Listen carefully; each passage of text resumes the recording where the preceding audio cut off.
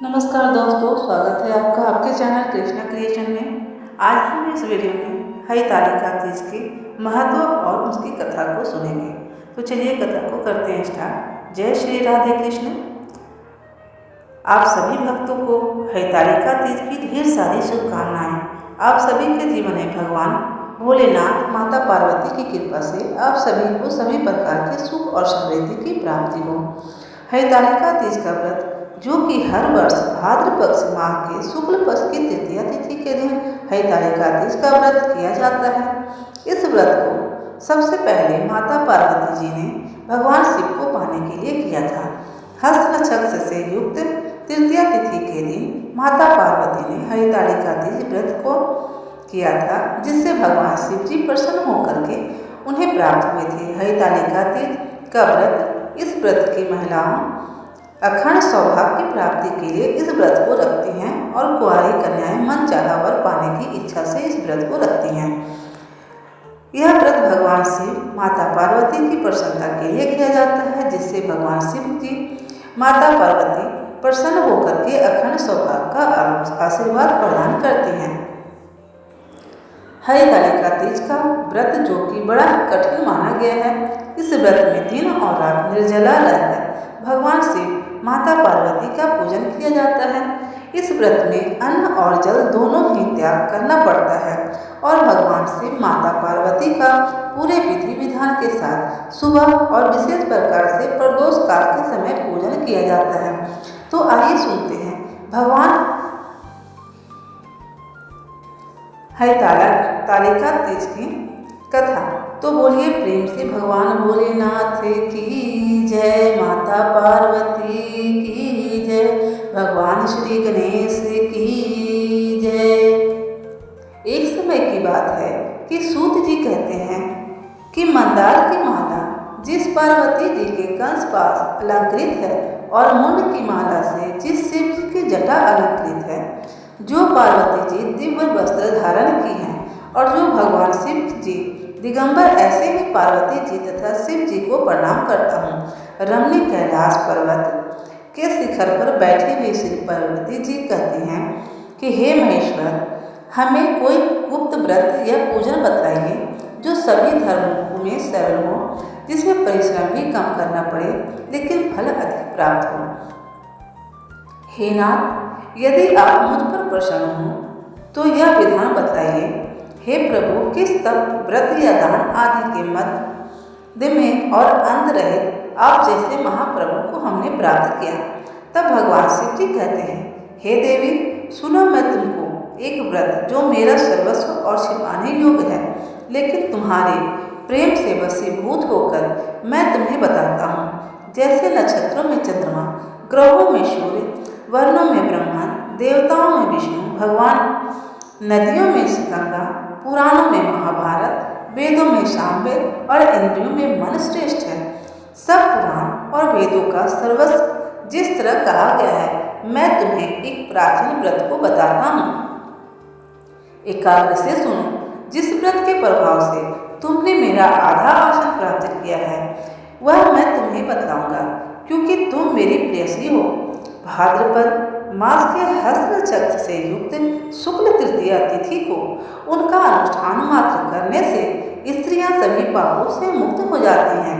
हे देवी, तुमने आज से बहुत दिन पहले हिमालय पर्वत पर इस व्रत को किया था। यह वृत्तांत मैं तुमसे कहूँगा।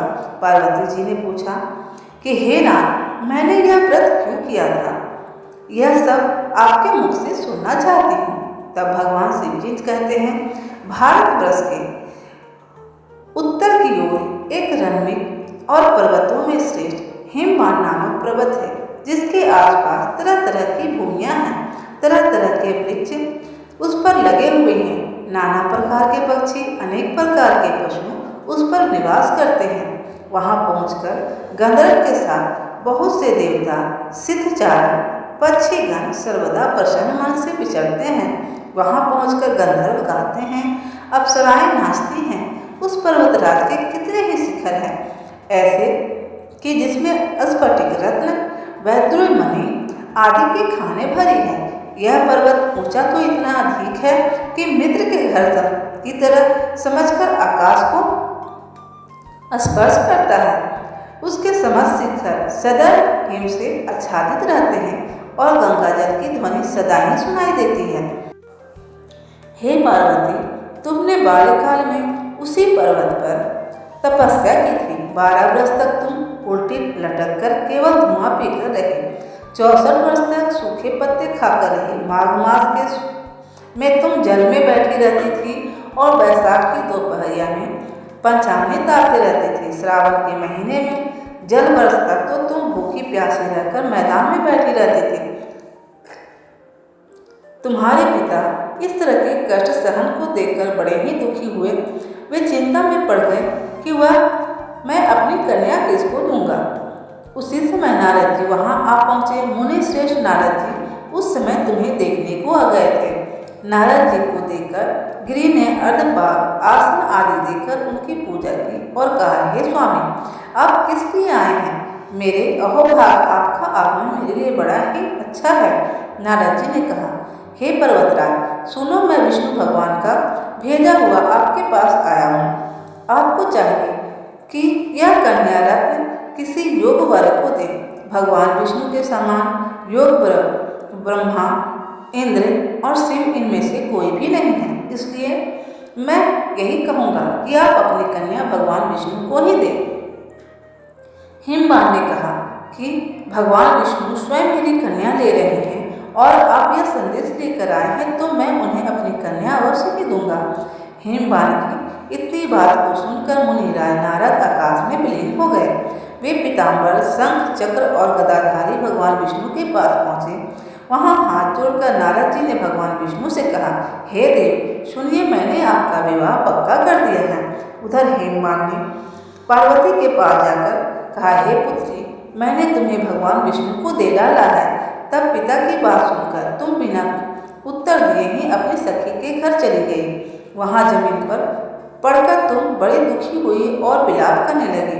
तुमको इस तरह विलाप करते हुए देखकर तुम्हारी सखी ने तुम्हारे विलाप करने का कारण पूछा। हे देवी, तुम क्यों इतनी दुखी हो? इसका कारण बतलाओ। तुम्हारी जो भी इच्छा होगी मैं यथाशक्ति उसको पूरा करने की चेष्टा करूंगी। उसमें कोई भी संशय नहीं है। पार्वती जी बोली कि मेरी जो कुछ भी अभिलाषाएं हैं उसे तुम प्रेम पूर्वक सुनो। मैं एकमात्र शिव को अपना पति बनाना चाहती हूँ, इसमें कुछ भी संशय नहीं है। मेरे इस विचार को पिताजी ने ठुकरा दिया है, इससे मैं अपने शरीर का अब त्याग कर दूंगी। पार्वती जी की इस बात को सुनकर सखियों ने कहा कि शरीर का त्याग न करो, चलो किसी ऐसे वन में चलते हैं जहाँ पिता को पता न लगे। ऐसी सलाह कर तुम वैसे वन में जा पहुंची। उधर तुम्हारे पिता घर घर तुम्हें खोजने लगे। दूतों द्वारा भी खबर लेने लगे कि कौन देवता या किन्नर मेरी पुत्री को हर कर ले गया है। उन्होंने मन ही मन कहा, मैं नारद जी के आगे प्रतिज्ञा कर चुका हूँ कि मैं अपनी पुत्री भगवान विष्णु को दूंगा। ऐसा सोचते सोचते हेमवान मूर्छित हो गए। गिरिराज का मूर्छा को देखकर सब लोग हाहाकार करके दौड़ पड़े। जब होश में आए तब सब पूछने लगे, हे गिरिराज, आप अपनी मूर्छा का कारण बतलाइए। हिमवान ने कहा कि आप लोग मेरे दुख का कारण सुने। ना मालूम कौन मेरी कन्या को हर कर ले गया है। ऐसा नहीं हुआ तो किसी काले सर्प ने काट लिया होगा या खाग सिंह ने खा लिया होगा। हाय हाय, मेरी बेटी कहाँ गई? किसी दुष्ट ने मेरी पुत्री को मार डाला होगा। ऐसा कहकर वे वायु के झोंके के समान कांपते हुए वृक्ष के समान कांपने लगे। इसके बाद हिमवान तुम्हें वन वन ढूंढने लगे। वह बंधे सिंह, भालू, हिंसक जंतुओं से बड़ा भयावह हो रहा था। तुम भी अपने सखियों के साथ उस भयानक वन में चलती चलती एक ऐसी जगह पर पहुंची जहां एक नदी बह रही थी। उसके रमणीक तट पर एक बड़ी सी कंदरा थी। तुमने उस कंदरा में आश्रय बना लिया और मेरी बालकाय प्रतिमा को बनाकर अपनी सखियों के साथ निराहार रहकर मेरा आराधना किया। तब भाद्रपद शुक्ल पक्ष की हस्ती युक्त तृतीया तिथि प्राप्त हुई। तब तुमने मेरा विधिवत पूजन किया और रात भर जाकर गीत वाद्य आदि से मुझे प्रसन्न करने में बिताया। उस वितराग के प्रभाव से मेरा आसन डगमगा उठा, जिससे मैं तत्काल उस स्थान पर जा पहुंचा जहां पर तुम अपनी सखियों के साथ रहती थी। वहां पहुंचकर मैंने तुमसे कहा, मैं तुम पर प्रसन्न हूँ, बोलो तुम क्या चाहती हो। तुमने कहा, मेरे देवता, यदि आप मुझ पर प्रसन्न हो तो मेरे पति बने। मैं तथास्तु कहकर कैलाश पर्वत पर वापस आने पर तुम वह अपनी प्रतिमा नदी में प्रवाहित करती और सखियों के साथ उस महाव्रत का पारण किया। हिमवान भी तब तक उस वन में तुम्हें खोजने के लिए आ पहुंचे। चारों दिशाओं में तुम्हारी खोज करते करते वे व्याकुल हो चुके थे, इसलिए तुम्हारे आश्रम के समीप आ पहुंचे और पहुंचते ही गिर पड़े। थोड़ी देर के बाद उन्होंने नदी के तट पर 2 कन्याएं देखी। देखते ही उन्होंने तुम्हें छाती से लगा लिया और विलाप करके रोने लगे। फिर पूछा, हे पुत्री, तुम इस सिंह, व्याघ्र आदि जंतुओं से भरे इस वन में क्यों पहुंची हो। पार्वती जी ने उत्तर दिया, हे पिताजी, मैंने पहले ही अपने आप को शिव जी के हाथों में सौंप दिया था। आपने मेरी बात टाल दी, इससे मैं यहाँ चली आई। हिमवान ने सांत्वना दी कि पुत्री, मैं तुम्हारी इच्छा के विरुद्ध कुछ भी नहीं करूँगा। तुम्हें अपने साथ लेकर घर आए और मेरे साथ तुम्हारा विवाह कर दिया। इसी से तुमने मेरा अर्ध आसन पाया है। तब से आज तक किसी के सामने मुझे यह व्रत प्रकट करने का अवसर प्राप्त नहीं हुआ है। हे देवी, मैं यह बताता हूँ कि यह इस व्रत का हरिताली का नाम क्यों पड़ा। तुमको सखियों ने हर कर ले गई थी, इसी से हरिताली का नाम इस व्रत का पड़ा। इस पर पार्वती जी ने कहा, हे प्रभु, आपने नाम तो बताया, अब इसकी विधि बताइए। इसका क्या पुण्य है, क्या फल है, यह व्रत कौन करे। तब भगवान शिव जी पार्वती जी से कहते हैं, हे देवी, मैं स्त्री जाति की भलाई के लिए यह उत्तम व्रत बतलाता हूँ।